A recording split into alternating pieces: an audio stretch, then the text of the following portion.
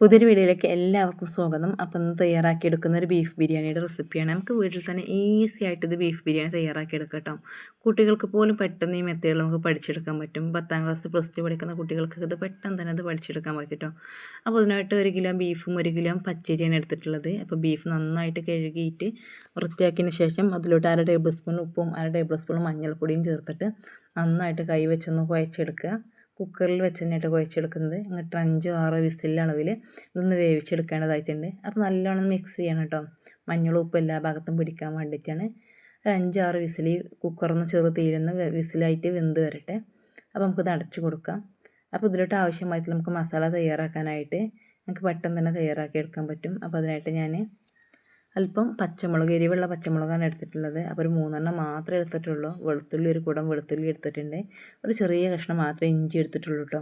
അപ്പോൾ ഇതിലോട്ട് ആവശ്യമായിട്ട് 4 വലിയ സവാളയും 4 മീഡിയം സൈസിലുള്ള 4 തക്കാളി എടുത്തിട്ടുണ്ട്. അപ്പോൾ ഇതെല്ലാം നന്നായിട്ട് ചെറുതായിട്ട് എല്ലാം വൃത്തിയാക്കി കഴുകി വെച്ചിരിക്കുന്നതാണ്. അപ്പോൾ ഇത് നല്ലോണം ചെറുതായിട്ട് കുനുകുന അരിഞ്ഞെടുക്കണം.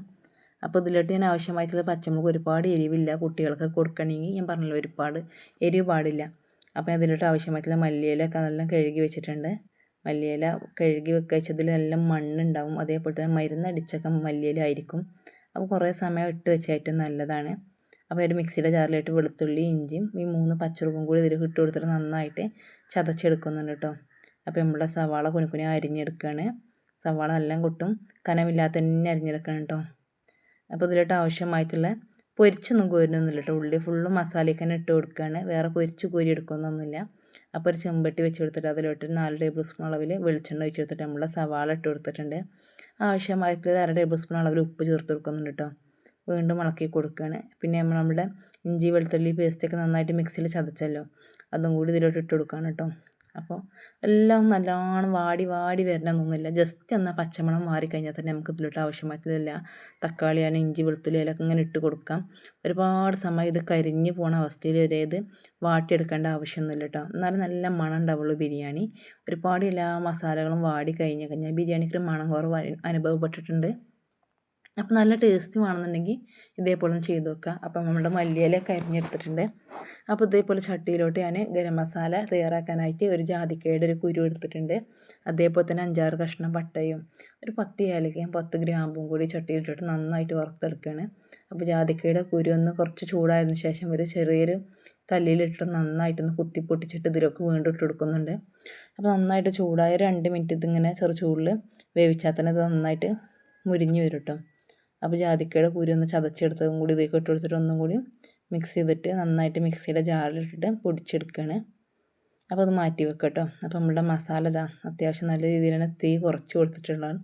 ജാതിക്കൊക്കെ പൊടിക്കാൻ വേണ്ടി പോയ ടൈമിൽ ഇതൊന്ന് തീ കുറച്ചാണ്. അപ്പോൾ ജസ്റ്റ് ഒന്നും കൂടി തീ കൂട്ടി കൊടുത്ത് നന്നായിട്ട് നമ്മളെ മസാലയൊക്കെ ഇളക്കി കൊടുക്കുക. ശേഷം അതിലോട്ട് ആവശ്യമായിട്ടുള്ള മസാലപ്പൊടികൾ ഇട്ട് കൊടുക്കണം. അപ്പോൾ 1/2 ടേബിൾ സ്പൂൺ അളവിൽ മാത്രം മുളക് പൊടി ചേർക്കുന്നുള്ളൂ. കുട്ടികൾക്കൊക്കെ എരിവും കരുതിയിട്ടാണ്. ഒരുപാട് എരിവ് നമുക്ക് നോമ്പിന് തന്നെ നമുക്ക് കഴിയില്ലല്ലോ. കുറഞ്ഞ എരിവ് നമ്മളെ കൊണ്ട് കുറഞ്ഞ എരിവ് കുറഞ്ഞ ഉപ്പൊക്കെ നമുക്ക് നോമ്പിന് കഴിയുള്ളൂ. അപ്പോൾ 1/2 ടേബിൾ സ്പൂൺ അളവിൽ മുളക്, 1/2 ടേബിൾ സ്പൂൺ അളവിൽ തന്നെ മഞ്ഞൾപ്പൊടി, 1/2 ടേബിൾ സ്പൂൺ അളവിൽ തന്നെ മല്ലിപ്പൊടി ചേർത്ത് കൊടുക്കുന്നുള്ളൂ.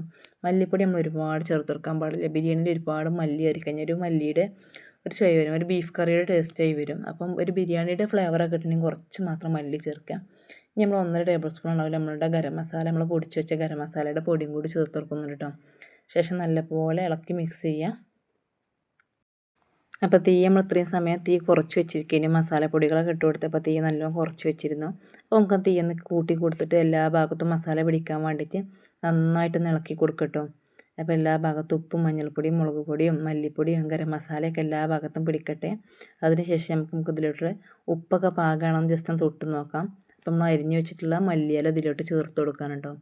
അപ്പോൾ ഫുള്ള് മല്ലിയില ചേർത്ത് കൊടുക്കുന്നില്ല, ഒരു പിടി മല്ലിയില നമ്മൾ ദമ്മിൻ്റെ മേലെ ഇട്ട് കൊടുക്കാൻ വേണ്ടിയിട്ട് മാറ്റി വെക്കുന്നുണ്ട്. അപ്പം മല്ലിയില കൂടി ഇട്ടതിന് ശേഷം നമുക്ക് അതിലോട്ട് ആവശ്യമായിട്ടുള്ള നമ്മളുടെ ബീഫ് വേവിച്ച് വെച്ച ബീഫ് ഇതിലോട്ട് ഒഴിച്ച് കൊടുക്കുകയാണ്. അപ്പോൾ ബീഫിലെ വെള്ളമൊക്കെ ഇതിലോട്ട് ചേർത്ത് കൊടുക്കണം, എന്നാൽ മാത്രമേ ഇതിൻ്റെ ടേസ്റ്റ് ഉണ്ടാവുള്ളൂ. അപ്പോൾ കുക്കറിൽ ഒട്ടിപ്പിടിച്ച ബീഫൊക്കെ ഇതിലോട്ട് തന്നെ ചേർത്ത് കൊടുക്കണം കേട്ടോ. മുഴുവനായിട്ട് ഇട്ടതിന് ശേഷം ഇതിലെ വെള്ളം നമുക്ക് വറ്റിച്ചെടുക്കേണ്ട ആവശ്യമുണ്ട്. അപ്പോൾ ഇതിൽ തന്നെ കടന്നിട്ട് തന്നെ ഇതിങ്ങനെ തിളച്ച് കുറച്ച് നേരം കിടക്കട്ടെ, എന്നാലും അതിൻ്റെ മസാലയൊക്കെ എല്ലാ ഭാഗത്തും പിടിക്കുള്ളൂ. അപ്പോൾ കുറഞ്ഞ സമയം ഒരു 10 മിനിറ്റ് നമ്മൾ കുറഞ്ഞ തീയിൽ നമ്മൾ അടച്ചൊന്ന് വെക്കണം കേട്ടോ. അപ്പോൾ കുറഞ്ഞ തീയിൽ മസാല എല്ലാ ഭാഗത്തും പിടിക്കാൻ വേണ്ടിയിട്ട് ശേഷം കുറഞ്ഞ സമയത്തിന് ശേഷം നമുക്ക് തുറന്ന് നോക്കാം. അപ്പോൾ നമ്മളുടെ മസാലയിൽ വെള്ളം കുറേ വറ്റിയിട്ടുണ്ട്. അപ്പോൾ നമുക്കിതിലോട്ട് ഒരു ചെറുനാരങ്ങയുടെ നീര് നമുക്ക് എടുത്തിട്ട് ഇതിലോട്ട് ഒഴിച്ച് കൊടുക്കേണ്ടതുണ്ട്. അപ്പോൾ ഇതിലോട്ട് ഞാൻ തൈരൊന്നും ആഡാക്കി കൊടുക്കണമെന്നില്ല, ചെറുനാരങ്ങയുടെ നീര് മാത്രമേ ചേർത്തി കൊടുക്കുന്നുള്ളൂ. അപ്പോൾ ഒരു നാരങ്ങ, വലിയൊരു നാരങ്ങയുടെ നീരാണ് എടുത്തിട്ടുള്ളത് കേട്ടോ. അപ്പോൾ അതിലോട്ട് ചേർത്തി കൊടുക്കുകയാണ്. ശേഷം നമ്മുടെ മസാല നല്ല വെന്ത് കഴിഞ്ഞിട്ടുണ്ട്. നല്ലോണം ഇളക്കി കൊടുക്കുക. അപ്പോൾ അതിന് ശേഷം നമുക്ക് ഫ്ലെയിം ഒന്ന് ഓഫ് ചെയ്തിട്ട് അടച്ച് വെക്കട്ടോ. നമുക്ക് 1 കിലോ ബിരിയാണി അരിയാണ് എടുത്തിട്ടുള്ളത്. അപ്പോൾ നന്നായിട്ട് കഴുകി എടുക്കേണ്ടതുണ്ട്. അപ്പോൾ ബിരിയാണി അരി നല്ലോണം വരച്ച് കഴുകി എടുക്കണം. കാരണം നല്ല അഴുക്കൊക്കെ പോകാണ്ടാകും. നമ്മൾ എലിയുടെ മൂത്രമൊക്കെ ഉള്ളതുകൊണ്ട് നല്ല കഴുകി കളയണം കേട്ടോ. 2 3 പ്രാവശ്യമൊക്കെ നമുക്ക് വേണ്ടത്ര പ്രാവശ്യം നല്ല വരച്ച് കഴുകി കൊടുക്കാം. വേണമെങ്കിൽ ചൂടുവെള്ളത്തിലും കൂടി കഴുകി കൊടുക്കട്ടെ. കാരണം പലയിടത്തും ഇട്ട് വരുന്ന അരിയല്ലേ. അപ്പോൾ നല്ലോണം 2 3 പ്രാവശ്യം കഴുകി എടുത്തതിന് ശേഷം മാത്രമേ നമ്മൾ വിറകടുപ്പിലാണ് കേട്ടോ ഒന്ന് ചോറ് വെക്കുന്നത്. അപ്പോൾ പെട്ടെന്ന് തയ്യാറാക്കി എടുക്കാൻ വേണ്ടിയിട്ട് എനിക്ക് ഈസിയാണ്. 2 അടുപ്പിലും കൂടി ഒരു വട്ടം മാനേജ് ചെയ്യണേക്കാൾ സുഖം എനിക്ക് അടുപ്പിലാണ്. അപ്പോൾ അടുപ്പ് ഞാൻ ജസ്റ്റ് കത്തിച്ച് കൊടുത്തിരുന്നു. അപ്പോൾ വെള്ളം തിളച്ചിട്ടുണ്ട്.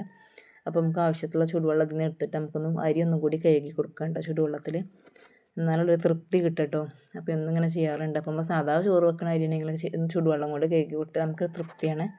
അപ്പോൾ ജസ്റ്റ് അതൊന്ന് വെള്ളമൊക്കെ ഒഴിവാക്കിയതിന് ശേഷം നമ്മുടെ അരി ഇതിലോട്ട് കുറച്ചും കൂടി ചൂടുവെള്ളം ആഡ് ചെയ്ത് കൊടുത്തിട്ട് നമ്മൾ അരി ഇതിലോട്ട് ഇട്ട് കൊടുക്കണം കേട്ടോ.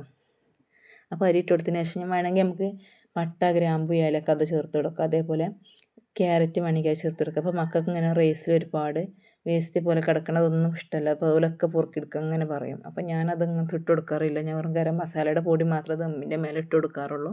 അപ്പോൾ നമുക്ക് പട്ടി, ഗ്രാമ്പു, ഏലക്കൊക്കെ വേണമെങ്കിൽ ഇതിലോട്ട് ഈ വെള്ളത്തിലോട്ട് ഇട്ട് കൊടുക്കാം. ആവശ്യത്തിനുള്ള ഉപ്പ് മാത്രം ചേർത്ത് കൊടുക്കാം. അപ്പോൾ ഞാൻ ഉപ്പ് മാത്രം ഇതിലോട്ട് ചേർത്ത് കൊടുക്കുന്നുള്ളൂ കേട്ടോ. മക്കൾക്ക് ഇങ്ങനത്തെ ജസ്റ്റ് കടിക്കണതൊന്നും ഇഷ്ടമില്ലാത്തതുകൊണ്ട് അതൊക്കെ ഒഴിവാക്കുകയാണ്. അപ്പോൾ നമ്മുടെ അരി ഇട്ടതിന് ശേഷം നന്നായിട്ട് ഇളക്കി കൊടുക്കണം. അല്ലെങ്കിൽ നമ്മൾ അരി കട്ട പിടിക്കാൻ ചാൻസ് ഉണ്ട്.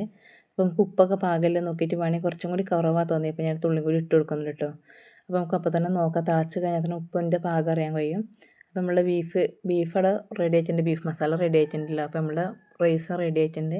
അപ്പോൾ ഒരു 80% വെന്താൽ മതി. നല്ലോണം വെന്ത് പുറത്തേക്ക് പൊട്ടി പൊണിഞ്ഞ മുമ്പേ നമുക്കത് ഊറ്റിയെടുക്കേണ്ടതുണ്ട്. അപ്പോൾ നമ്മളുടെ മസാല ഞാൻ അടുപ്പത്തോട്ട് വെച്ച് കൊടുക്കാം കേട്ടോ. അപ്പോൾ ഇതിൽ വെള്ളമൊക്കെ വറ്റിയിട്ടുണ്ട്. കുറച്ച് സമയം തുറന്ന് വെച്ച് ഇളക്കിയപ്പോൾ തന്നെ എല്ലാ മസാലേൻ്റെ വെള്ളം വറ്റിയിട്ടുണ്ട് കേട്ടോ. അപ്പോൾ ഇതിലോട്ട് എല്ലാം ഉപ്പൊക്കെ പാകമില്ലേ, മസാലയൊക്കെ പാകമില്ല ഒന്നും കൂടി ജസ്റ്റ് വേണമെങ്കിൽ നമുക്ക് ചെക്ക് ചെയ്യാം. അതിന് ശേഷം നമ്മൾ വേവിച്ചിട്ടുള്ള റൈസ് ഇതിൻ്റെ മുകളിലോട്ട് കോരിയിട്ട് ഇട്ട് കൊടുക്കണം കേട്ടോ. അപ്പോൾ നന്നായിട്ട് വെന്ത് ഉടഞ്ഞ ചോറ് ഇട്ട് കൊടുക്കുക. ഇതിൽ 3/4% ഒരു 80% വെന്ത ചോറ് അതിലേക്ക് ഇട്ട് കൊടുക്കാൻ പാടുള്ളൂ. അപ്പോൾ ഞാൻ വല്ല ആവി പിന്നെ റൈസിൻ്റെ മേലത്തെ ചോറ് വന്നതിൻ്റെ ആവിയാണ് കേട്ടോ. അപ്പോൾ അതിൻ്റെ മുന്നിൽ ക്യാമറ പിടിച്ചിട്ടാണ് വീഡിയോ എടുത്തത്. അപ്പോൾ അതിൻ്റേതായിട്ടുള്ള ബുദ്ധിമുട്ടാണ് ആവി കാണുന്നത് കേട്ടോ. അപ്പോൾ നമ്മൾ റൈസ് മൊത്തത്തിലോട്ട് ആഡ് ആക്കി കൊടുക്കുക. മുഴുവനായിട്ട് ഇട്ട് കൊടുക്കുകയാണ്. ശേഷം അരിയൊക്കെ അതിൻ്റെ ഭാഗം കൊണ്ട് അതിൻ്റെ ജസ്റ്റ് ഒന്ന് പ്രസ് ചെയ്ത് കൊടുത്തിട്ടുണ്ട് കേട്ടോ എല്ലാ റൈസൊന്ന്. പിന്നെ നമ്മുടെ ഗരം മസാലയുടെ പൊടി ഇതിൻ്റെ മുകളിലോട്ട് ബാക്കി വന്നതിൻ്റെ ആവശ്യമുള്ളത് മുഴുവനായിട്ട് ഇതിലോട്ട് ഇട്ട് കൊടുക്കാൻ കേട്ടോ. അപ്പോൾ ആ അളവിലെടുത്ത ഗരം മസാല പൊടിച്ചെടുത്തത് ഈ ഒരു ബിരിയാണിയിലോട്ടും ബീഫിലോട്ടും മാത്രമേ ഉള്ളതുള്ളൂ. ഒരുപാട് വേസ്റ്റ് ചെയ്യാൻ മാത്രം ഗരം മസാല ഞാൻ പൊടിച്ചെടുത്തിട്ടില്ല. അപ്പോൾ നമുക്ക് ഇതിലോട്ട് ആവശ്യം പറ്റി നമ്മൾ നേരത്തെ മാറ്റി വെച്ച മല്ലിയില കൂടി ചേർത്ത് കൊടുക്കാൻ കേട്ടോ. അപ്പോൾ ഒരു ചട്നി വെച്ചെടുത്തിട്ട് അതിലോട്ട് അല്പം 4 ടേബിൾ സ്പൂൺ 5 ടേബിൾ സ്പൂണൊക്കെ നമുക്ക് നെയ്യ് ചേർത്ത് കൊടുക്കാം.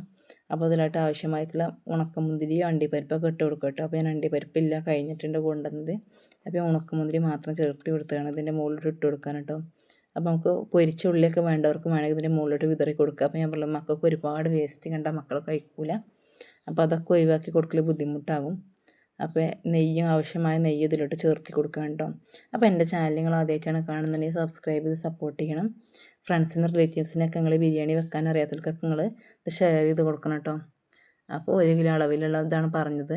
അപ്പം ഇതിൻ്റെ മേലേക്ക് നമ്മൾ തീക്കണൽ കോരിയാണ് അടുപ്പിൽ തുള്ളി പോലും കണൽ മാറ്റി വെക്കരുത്. കാരണം അടിഭാഗം കരിഞ്ഞു പോകും.